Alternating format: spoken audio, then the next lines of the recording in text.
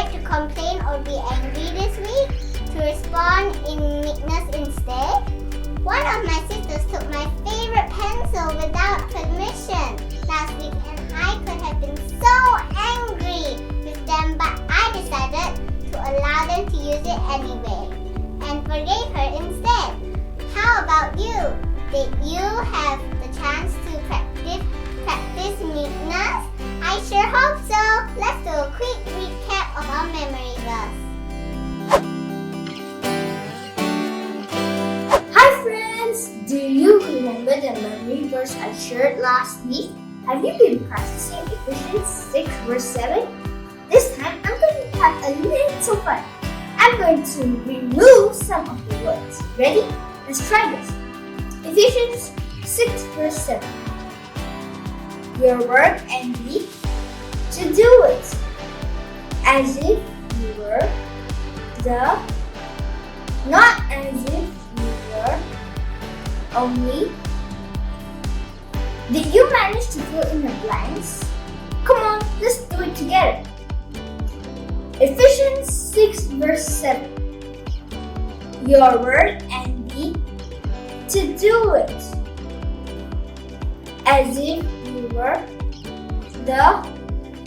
not as if you were only. Yay! We did it! Remember to keep practicing.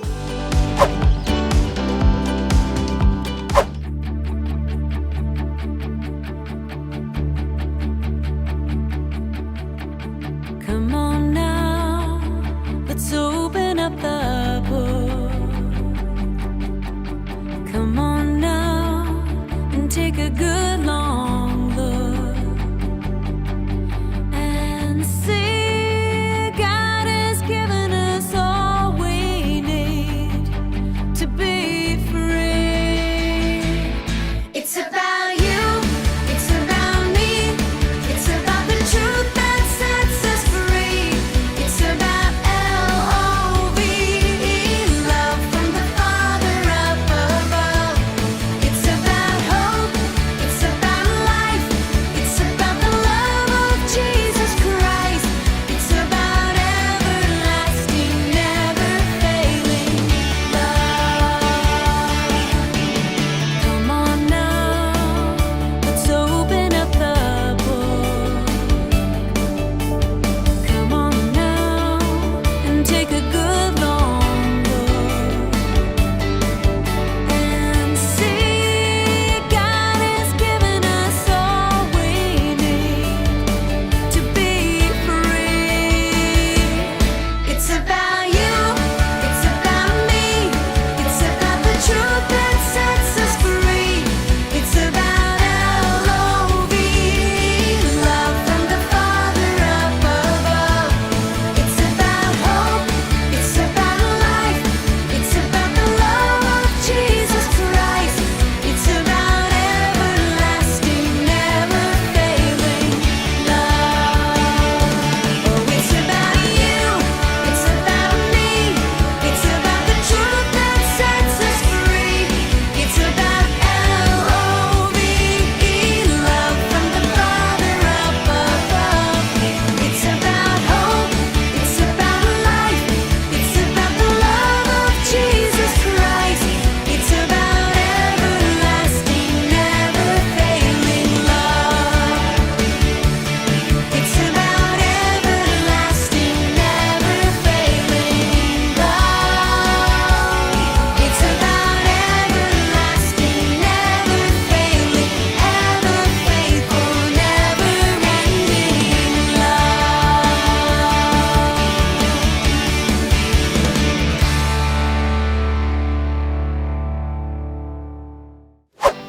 Imagine this. You're home one night, asleep in your bed. Then you are awakened by the smell of the smoke. You quickly call out to your dad and mom and they tell you to hurry and get out of your house. Then your dad said, you have time to grab 2 things out of your room. But of course, this is just an imaginary story. In real life, you wouldn't stop to get anything. You just run fast. But let's imagine you get to choose 2 things and everything else is going to burn up. What would you choose? There's so many things to choose from. But if you're only allowed to choose 2 things, you'll probably choose the 2 things that are most important to you, right?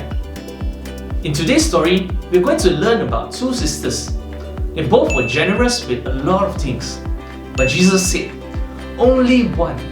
Choose the better and more important thing. What do you think it was? Let's watch. God's story, Mary and Martha. So part of God's story is about Mary and Martha, and it goes like this. Mary and Martha were sisters. We don't know a whole lot about them, but we do know they lived in Martha's house in a town called Bethany. Mary and Martha were really good friends with Jesus, so when they invited friends over to hang out, sometimes Jesus came over. Kids, what would you do if Jesus was coming to your house? Well, one time, Jesus came over for dinner at Mary and Martha's. When he arrived, the sisters got everything ready. Or rather, Martha got everything ready. Mary wasn't helping at all. She just sat at the feet of Jesus, listening to him talk. When Martha saw Mary sitting there, she was furious. She wanted everything to be perfect for Jesus, and she thought that Mary should help. Eventually, Martha got so mad that she stomped over to where Mary was sitting. She didn't even talk to Mary. Instead, she said, "Jesus, my sister has left me to do the work by myself. Don't you care? Tell her to help me." When Jesus heard Martha, he wasn't mad. He just wanted to be with her. He said, "Martha, Martha, you are worried and upset about many things, but only one thing is needed." Kids, that one thing is Jesus. See, Jesus didn't mind that Martha was making dinner. That's a nice thing to do. The problem was, Martha didn't realize how special it was to be spending time with Jesus. She was too focused on making dinner. Imagine planning a big party for all your friends, but you got so caught up in getting ready, you didn't even get to have fun with them, which was the whole reason you had them over. That's kind of like what happened to Martha. Anyway, as for Mary, she wasn't being lazy. She just cared about Jesus more than anything else. Maybe more than she cared about what Martha thought of her, and maybe definitely more than making a perfect dinner for her friends. Of course, Jesus likes it when we help our sisters, or our friends, or our moms, or our dads, or our brothers, or our cousins, or anyone else who needs it. But he told us that the most important thing we can do is love him and God with all our hearts. And the second most important thing we can do is love others. You can read about it in Matthew 22:36 in the Bible. Martha wasn't loving God or Mary, so Jesus encouraged her to act like her sister. Mary had a chance to sit at Jesus' feet, and she did. And that's the story of Mary and Martha. So in case you missed it, here's the quick version. Mary and Martha were sisters. They lived together. They were friends with Jesus. They invited Jesus over. Martha worked on dinner. Mary sat with Jesus. Martha got mad. Martha told Jesus she was mad. Jesus said Martha only needs one thing, him. Loving Jesus is the most important thing we can do. And that's a part of God's story. Jesus said, only one chose the better and more important thing. Between Mary and Martha, who do you think chose the better and more important thing? Let's do a list for Mary and Martha's generosity. Generosity means readiness to give much out of kindness. Mary, was she generous with her home? Yes, she was so generous to invite to have Jesus in her home. How about Martha? Absolutely! Martha was also generous in serving Jesus the same way in the home too. How about time? Was Mary generous with her time? Definitely. Guess what? Martha was also generous with her time, dedicated to serve Jesus. And now, this is what made the difference. Was Mary generous with her attention to Jesus? Yes, she sat at Jesus' feet and listened and spent time with Jesus. How about Martha? Martha was generous with her hospitality, busy preparing to serve Jesus. There is nothing wrong with that too, but Mary chose the better and more important thing to do, to be generous in her attention to Jesus. Mary and Martha both chose to do the generous thing with many good things they've done. But Jesus wants us to choose what is better. And here, it meant giving attention and focus to listen to Jesus. How do we choose which is better and what is better? When we have a choice to be generous with our attention, it's always to listen and let God speak to us first. There will always be things to do, and it's not wrong to get things done. But when we can choose, it's Jesus first, do after. And that's what a real hero of faith is. Someone who chooses the better choice.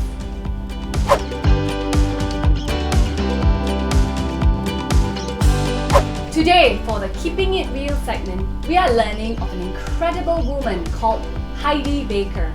Radically saved when she was 16 years old, she was filled with the Holy Spirit the very next day, and the power of God fell upon her immediately.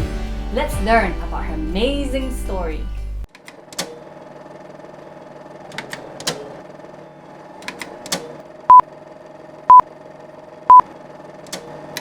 At the age of 36, the Lord called her to the poorest country in the world at that time, Mozambique in Africa. Choosing to obey God, empowered by the Holy Spirit, Heidi Baker left the life she was used to and generously poured into the lives of Mozambique's abandoned street children.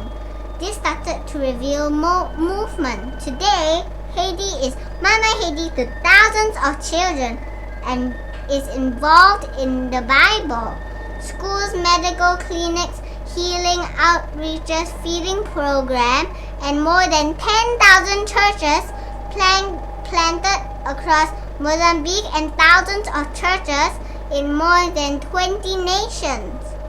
Choosing to do the better thing was not always easy. She experienced frustrations, weariness to be the point of burnt out. She was only through the power of the Holy Spirit was she able to listen and obey and to continue to sow so generously. As we continue to give generously, there will be many choices or decisions we will have to make. Tough ones sometimes. But there will be times when you have to decide between two good choices. We learned today that we must choose the better one. And the only way to make that decision is to depend on the Holy Spirit. Let's recap our memory words again this week. Take it away, Ian. Hi friends! By now I'm sure you've memorized Ephesians 6 verse 7. Remember I removed some of the words last week? This time I'm going to remove all the words. Are you ready? That's great! Ephesians 6 verse 7.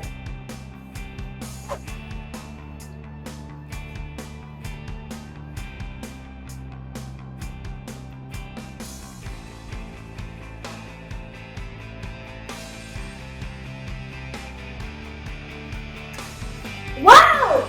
Great job! Shall we do it one last time? That's great! Ephesians 6 verse 7.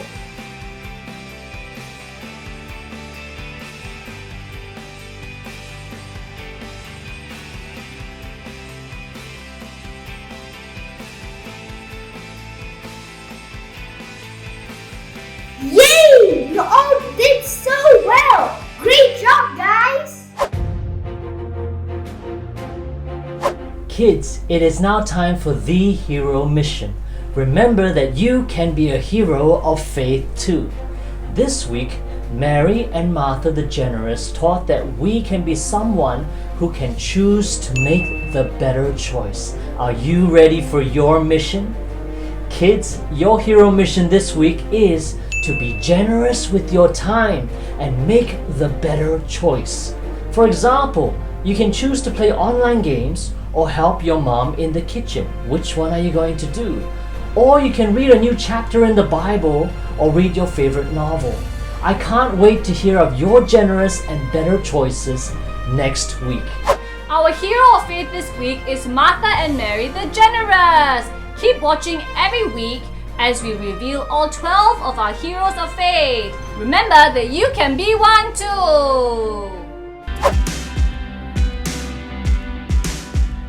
Hey kids, Remember to register for Kidz Church Zoom Hangout every Saturday at 2 p.m. or 4 p.m. for kids 7 to 12 years old, and Zoom Playdate every Sunday at 4 p.m. for kids 6 and below. We have activity sheets for every age group on our website. Make sure to check them out. Don't forget to like this video and subscribe to our channel, and remember to follow us on GTPJ Kids on Instagram. See you next week. Bye!